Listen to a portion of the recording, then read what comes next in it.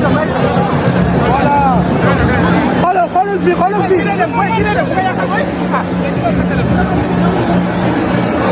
bon, calmez-le, calmez-le, calmez-le. C'est qui ça? Ramène, ramène. C'est à qui?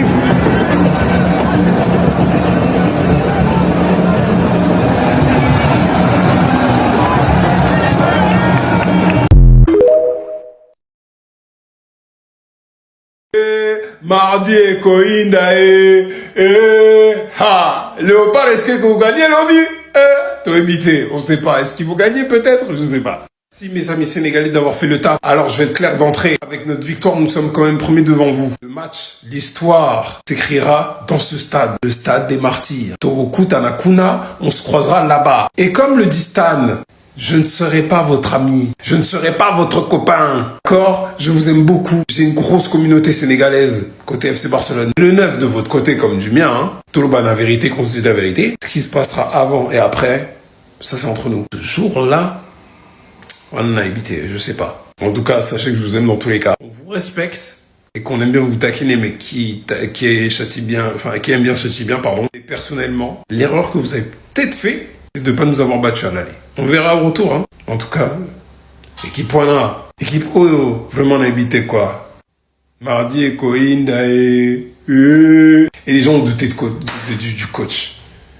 Bref, tous les gars. Les gens qui ont dit quoi? Ils ont dit attention au Soudan. Vous savez c'est qui le Sénégal, les gars? Respectez le Sénégal, hein. Respectez le Sénégal. Moi tout à l'heure j'ai appelé les Sénégalais, j'aurais dit attention à Mbemba, attention. Ils m'ont dit c'est qui Mbemba? J'ai dit hey, respectez Mbemba les gars. Ils ont dit on a Koulibaly. Je fais vas-y je vais guetter le match. Un but, une passe D, c'est un dev central les gars. Qu'est-ce que vous voulez dire de plus? Qu'est-ce que vous voulez dire de plus? L'équipe est rodée. On aurait dit que c'était une répétition avant le match de mardi face au Congo. Le Sénégal qui remporte une victoire impérative face au Soudan. Congo c'était Soudan du Sud, là c'est le vrai Soudan qui était un concurrent direct parce qu'ils avaient 12 points aussi. Qui sont écartés, bon, pas écartés définitivement, mais ils sont écartés. C'est vraiment une guerre Congo-Sénégal pour savoir qui sera premier, qui ira aux USA. C'était une répétition générale, j'ai envie de dire. Ils sont pas forcés, ils ont joué leur ballon, ils ont maîtrisé. 2 buts avant la mi-temps pour après faire des petits changements, pour se reposer les cadres. Avec un Koulibaly buteur à la passe avec une magnifique passe pour Pamba Tarsar. Je vous en ai parlé il y a une semaine. Ce mec-là, c'est sous-coté. Voilà, c'est un travail de l'ombre. Mais il marque beaucoup de buts, hein. Il devient de plus en plus décisif. Donc attention à lui dans le futur. Et à la CAN et peut-être à la Coupe du Monde. En tout cas, tout le monde est hype. Moi, en tout cas, je suis hype. Alors, je suis même pas congolais, je suis même pas sénégalais. Mais le match de mardi, je vais allumer ma télé. Hein? Et malheureux perdant. Et bravo et bonheur au vainqueur, en fait, c'est tout. À mardi, on s'attrape. Oh Ah, ouais, mes gars, on a gagné. Félicitations à nos Lions. L'essentiel, c'était les 3 points. On l'a fait. Malgré, il y a beaucoup à refaire. Du côté perte de balle, boum ñu top fofé ci Kinshasa, boum ñu top ci Congo. L'essentiel c'était les 3 points, on l'a fait. Vraiment, gis nañ ben satisfaction. Ci ban côté moy que lan équipe nationale Sénégal a réussi à gagner kooku di Soudan malgré bloc bas bi mu tégon. Kon nak kessé nañ benen obstacle. Dañ daan am problème bu reuy pour lan mëna franchir bloc bas bi, mais on a réussi à marquer 2 buts ci bloc bas. On peut mieux faire nak. Surtout ñu gëna éviter perte de balle buñ ko yobbu fofu ci Congo buñ ko yobbo mën nañu pour préjudice yalla ñu yalla may ndam li dess moy sunu final contre Congo mardi fofé ci Kinshasa du yomb mais on peut le faire te man gëm na ni on va le faire et on va gagner sa match inshallah yalla ñu yalla may ndam ñu gëna gorgorlu yok intensité bi yok ful ak fayda gi yok football bu normal bi mais yok efficacité bi ñuy gën di duggal gagner sa match et on passe à autre chose mais nak bié il faut que ñu wax ci nañ ci ñëw na ci stade bi mais buntu bi après yow da ngay mujjé sax rus man lañuy interpeller pas kaasal ñu mais nañ ci def vidéo spéciale inchallah. On savait que ça allait être difficile, on savait qu'il fallait qu'on sorte une bonne copie ce soir, on l'a fait. On est là frérot, alhamdoulilah. Frérot, je vois que tu tentes des bicyclettes acrobatiques, tu mets des buts. Est-ce que tu peux me faire un retour même si je sais que c'est le collectif qui prime ce soir? Ah, on est content, on savait que ça allait être un match difficile. On a gagné, alhamdoulilah, maintenant on va se concentrer sur le match de mardi. On savait que ça allait être difficile, on savait qu'il fallait qu'on sorte une bonne copie ce soir, on l'a fait. Malgré qu'on voulait faire faire mieux encore, mais il ne faut pas faire la fine gauche. 3 points, c'est très important. En plus, sur un terrain synthétique au Congo, ça va être la guerre, mais je sais que l'équipe nationale est prête. Ah, n'oublie pas, on a 17 millions de Sénégalais derrière nous. On va aller là-bas sur une terre hostile.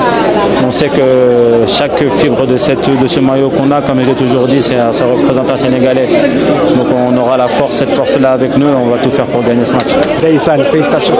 mais gars yi dinaa ko waxaat de dama ko fi laay daaneele parce que coupe du monde du ay caaxaan deuxième mi-temps bi baaxul liñ football dóorul Congo wax ji du neex on a gagné on retient les 3 points félicitations à nous félicitations aux Lions et tout mais on a arrêté de jouer après les 2 buts on a arrêté de jouer depuis la première mi-temps bi lañ ñëw jouer dugal suñu ñaari bi toog jàpp suñu bopp la deuxième mi-temps a été très médiocre pour man remplaçant yi dugg sax apporté wuñ dara mais gars yi bu ñu bëggee dem ca kanam dañuy waxante dëgg bu ma waxee nag ñu ni njool mi waxati nga gagné nañ d'accord bu ñu waxee ñu ni gagné nga non gagné nañ mais nañ xool contenu match bi tey RDC bi mu jàppee gan gi da koo dóor 4-0 te fii affaire bi toll nii classement beeg yooyu goal différence mën na ci jouer kon boo mënee adversaire bi dóoral ba mu tëdd ma loolu laa gëm ci football te tey on avait largement l'occasion ñu jàpp ki nga xam ne mooy Soudan dóor ko fi ba mu tëdd minimum mu jël 4 parce que ñoo ko mën foofu loolu laa gëm loolu moo tax ma ni gagné nañ mais awuma satisfaction on retient les 3 points parce que tey lu dul gagné jiguñu woon buñ gagnéwul woon rek RDC daf ñu reyal lu bëri mais liñ football tey dóorul RDC surtout ñu bëgg ko fekk dëkkam mu bëgg a dem coupe du monde comme ñun nekk première ci poule bi gars yi faudra encore redoubler d'efforts liñ juyee tey dinañ ko multiplier par 10 de buñ bëggee door RDC yàlla nañu yàlla may ndam de gars rendez-vous le 9 inchallah. Malgré la victoire du Sénégal, on est toujours premier, toujours en tête du classement. Donc pour l'instant, ça va. Et tout va se jouer le 9. Tout va se jouer le mardi. La finale, c'est le mardi, les gars. Donc pour l'instant, ça va. Comme on dit, le calme avant la tempête. Donc le Soudan, on l'a un peu écarté. Voilà, le Sénégal l'a un peu écarté. Donc la vraie finale, la vraie course, RDC-Sénégal, très logiquement. Donc le mardi, on verra qui est qui maintenant. Le mardi, on verra c'est qui les boss. Donc les gars, le match, ça va vraiment être très très chaud. Les gars, je suis vraiment hypé. Je sais pas les gars, je suis vraiment excité les gars. La RDC qui est en pétard, la RDC qui est fort. Il y a aussi les Sénégal, toujours le même. Voilà, ils sont forts, rien à dire. Donc j'ai vraiment trop hâte de voir ce que ces matchs va donner. Voilà, nous on vise pas un match nul. On doit viser une victoire. Même si en vérité on va pas se mentir, si on fait un match nul, on va toujours rester premier. Mais les gars, on doit pas viser un match nul. On doit viser une victoire. Même si ça sera pas facile parce que c'est le Sénégal. Mais c'est possible parce qu'on joue chez nous à la maison. On joue devant nos supporters, devant nos publics. On joue chez nous les gars au stade des Martyrs. Donc on doit vraiment gagner ces matchs. On doit pas viser un match nul les gars. On doit viser une victoire. xam nga man lii moo ma nekkul équipe nationale Sénégal lii mooy seen problème Sénégal bu ñu dugalee ñaar bii rek seen match jekk na tant que adversaire moom dugalul dara Sénégal ñoom pare nañ du mënoo la rëy match mënoo la rëy loolu mooy seen problème équipe Sénégal bu ñu dugalee rek jeex na victoire kontaan na am nañ victoire l'essentiel est fait mais au bout d'un moment les gars équipe yi assommé leen ko Sénégal deuxième mi-temps war nañ dugal 3 mais match yi dañu yombal match yi kenn xamul loolu mu doon bàyyi pour dugalee ñaar kay premier mi-temps dugalee 3 wala au moins mu fini 4-0 xoolal leen ma ay ñëw Maroc dem 5-0 Maroc door na Niger 5-0 ay yeneen yi da ngeen wax moom équipe bi dafa daa tollu point ak bénéfice nangu naa mais au bout d'un moment ñun équipe bi Sénégal moo ko dominé du début jusqu'à la fin assommé leen ko door leen ko 3 wala 4-0 au minimum et dugalee ñaar bi rek pare na. tant que ñoom bu dugalee bii kay nañu taxaw gérer rek loolu laa bëgg loolu moo nekkul quoi kii leen marché def leen avec le même rythme remplaçant boo leen dugalee coach bi tamit dinaa ñëw ci coach bi parce que remplaçant franchement je ne comprends pas lan bëgg def foofu l'essentiel est fait victoire moom am nañ victoire mais le reste pour moi deuxième mi-temps bi franchement c'était nul pour moi deuxième mi-temps moom c'était catastrophique nul à chier amul rythme amul dara yu dem stade nii leen bëgg ngeen animer match à domicile faites le match comme comment dire il faut mettre du rythme et évidemment exploser yu nekk ci kaw supporter yi tribune yi mun nañ kontaan ci match on a vu quand même de belles prestations et au bout d'un moment.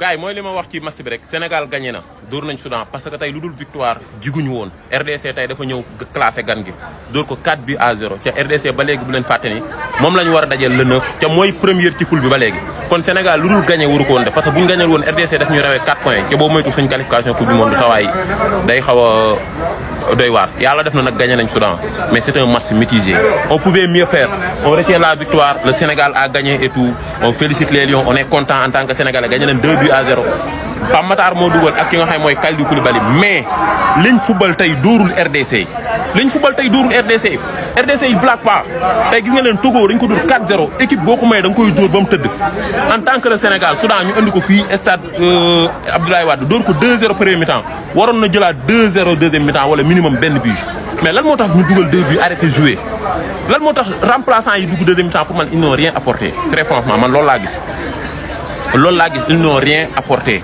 buñ bëggee dóor RDC li ñu def tey ne contre Soudan nañ ko def 60 nañ ko multiplier par 70 xam nga nag wax ju du ne boo waxee ñaan Ndiol da ngaa bëri wax gagné nañ d'accord mais nañ xool contenu match bi nañ xam kan lañ war a dajal parce que RDC moo jël premier ci poule bi dafa bëgg a dem coupe du monde comme ñun kon match bi du yomb ci ñun te ñun ñooy dem dëkkam kon li ñu joué tey contre Soudan nii di ko mayee espace ak yooyu boo ko defee RDC daf ñuy rey te buñ ko joué contre RDC duñ gagné tey match bi j'ai aimé le match de Pape Matar Sarr xam nga les Lions ont fait un très bon match certains Lions sont sortis du lot et tout mais pour man ñu dugg deuxième mi-temps ils n'ont rien apporté deuxième mi-temps yi gars yi dugg bon xaw na low te pour man Pape Gueye waroon na teel a mën a génn Sadio Mané tamit waroon na mën a génn quoi loolu laa gis mais gars yi ñu yokk cere dolli ñeex bu ñu bëggee dóor ki nga xam mooy RDC parce que tey 4 la yan gan gi équipe boo ko mënee da nga koy dóor ba mu tëdd nañ yokk cere dolli ñeex bu ñu bëggee dem États-Unis sinon ci télé bi lañ koy seetaane de ñaanuma ko yàlla nag wasalaam wax ji du neex nag mais damay ñaax rek